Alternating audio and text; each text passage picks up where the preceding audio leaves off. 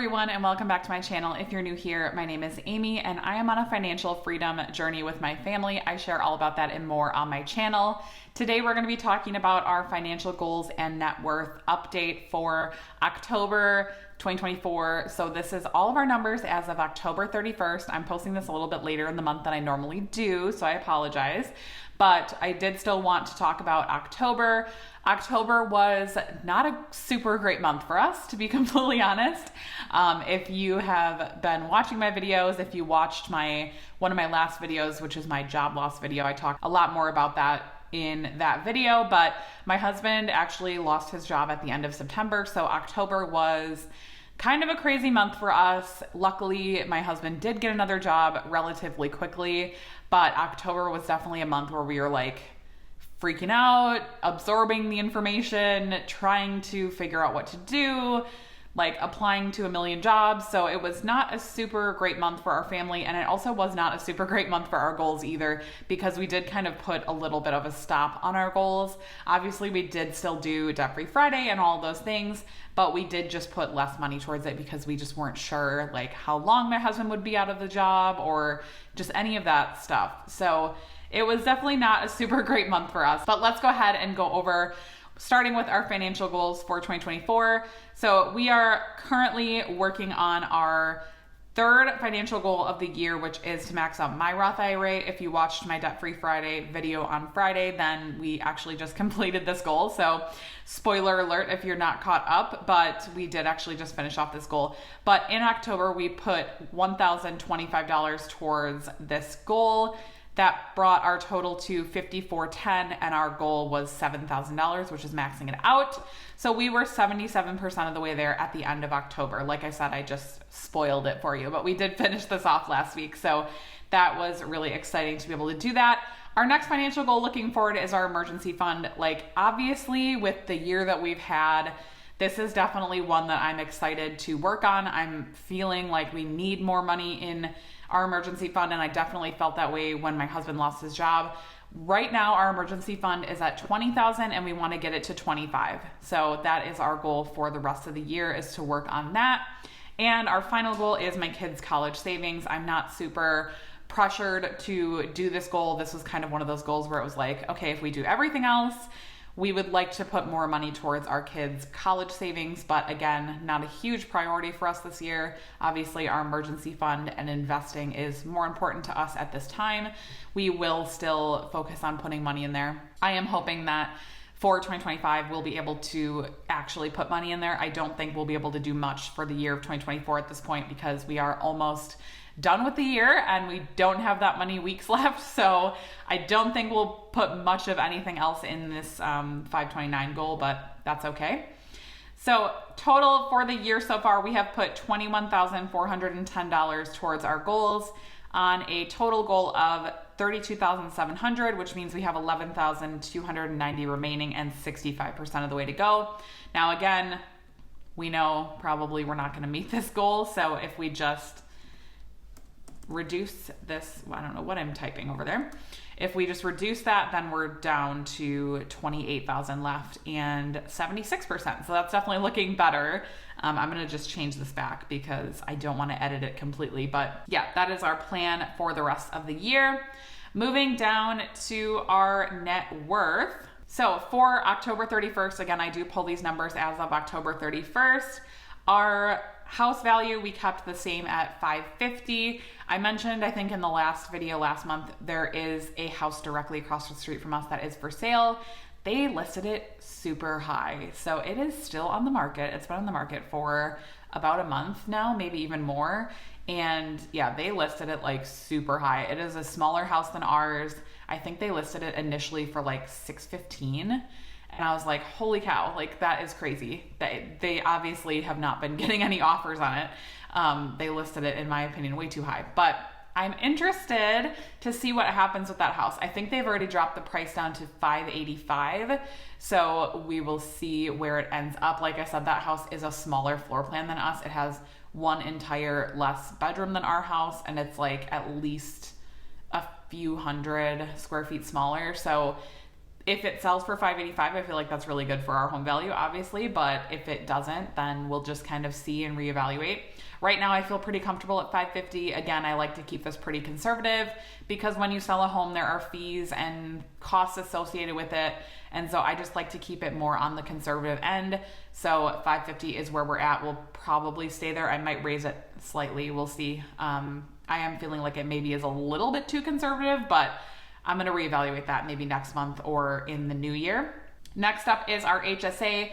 So we do have a health savings account because we have a high deductible health plan, and we do contribute to that every single month, a few $100s every single month, and in hopes that we won't spend it. So we have spent a little bit of it over the last few months in medical expenses. I do use it. So like if we do have a larger medical bill, anything like under $100, I usually just try to cash flow in the month that we have that bill. But if it's over $100, I typically use my HSA because I don't want it to disrupt our regular budget too much. So $10,200 in our HSA as of the end of October. Feeling pretty good about that. I'm loving seeing that account grow. Again, we do use it when we need it, but I'm hopeful that we'll be able to continue to grow that account over the next few years and keep that going. We will have a high deductible health plan again in 2025, so that strategy will not be changing. We do actually have another option of health insurance, but we are choosing to keep the high deductible because we do love the HSA so much, and I feel like it's really valuable for us. So retirement and savings, we are at $355,900. So I do keep just all of our savings and retirement in this one number just for privacy and just also to make it easier because we have so many different accounts, especially now that my husband left his job. So we do actually have like a rollover IRA now for him. So, and then he'll have a new 401k at his new company. So it's like there's even more accounts now than we had in the past. So that is at $355,900. That was a pretty good increase from last month. Again, we are still contributing our regular 401k amounts. My husband did not contribute anything to his 401k in October because the only income he had was severance, and that does not, they did not take 401k out of that. So he had basically a month vacation of 401k, which is not ideal. But then this month he will be starting again at his new company. So that's exciting. His new company actually does give an additional 1% match than his previous company too. So that's great that he will get slightly richer employer match, but it just sucks that he had to take a month off. And then we had to roll over his old account and everything. And it was kind of a pain. Car value, we do have 2 vehicles. I'm still keeping $20,000. We are like thinking about a new car at this point, which I know, like I hate to even talk about it because I hate like buying cars. I feel like buying cars is the bane of my existence as an adult, but we currently have a Honda Accord and a Honda CRV, and our CRV is fine. We have 3 kids. So we're a family of 5. We barely fit in our CRV, and we really don't fit in our Accord. Like we can get 3 across in the back, but it's tight and like uncomfortable. So we're thinking ahead in the next couple of years that we would like to get a larger car. So basically the Accord is my husband's car and then mine is the CRV. So we would kind of do like a rotate. I would get a bigger car and my husband would take the CRV. So we have 2 SUVs. I'm not like 100% on this plan yet. I was just talking to my husband about 2025 goals and he brought that up and I was like, I hear you. Like we really should probably start looking at getting something bigger. So that might be making its way onto our 2025 goals at this point. I'm not sure 100%, but something we're toying around with. So for now, 20,000 in the future, who knows? So that brings our total assets for the month of October to $936,100, which was a great increase from the previous month. Back on the topic of cars, if you guys have any experience with Honda Pilots, let me know. That's kind of what I'm thinking. We love our Hondas. If you haven't noticed, we have a Honda Accord and a Honda CRV. And before the Honda CRV, we had a Civic. So we're like a huge Honda family. My parents also love Hondas too. And yeah, we just have had such good luck with them over the years. Like they've lasted us so long. So that is what we're toying around with right now. So let me know if you have a Pilot or if you know anyone with a Pilot that loves it, or if you have had bad experiences with it. Let me know in the comments because like I said, we're very, very early in like discussing it. Obviously we haven't like done anything yet, but just considering our options at this point of something bigger. We definitely need something with a third row. So it either has to be like a van or like a larger SUV, because with the 3 kids, we really need like the room of a third row. So let me know if you have any recommendations. All right, and our only liability right now is our mortgage, and that was at $353,500 for the month of October. So we are just paying our normal payment. I round these off, obviously, like our mortgage is not exactly a perfect amount every single month. I just round it to make the numbers easier to look at, but we're just about at $353. So really looking forward to our mortgage being under $350. That is going to be a really fun milestone to hit. And then like even more fun than that would be under $300. That would be a really fun milestone. So looking forward to those mortgage milestones coming in the next few years. I did think at one point that we would focus more on paying off our mortgage, but I feel like our opinion on that has kind of changed over the last few years, and just our mortgage rate is relatively low. We're at 4.125. So not like as low as some of like our previous mortgage was at 3. So we did go up a percentage when we moved, but it is still relatively low in comparison to a lot of mortgages that are happened in the last couple of years or even now.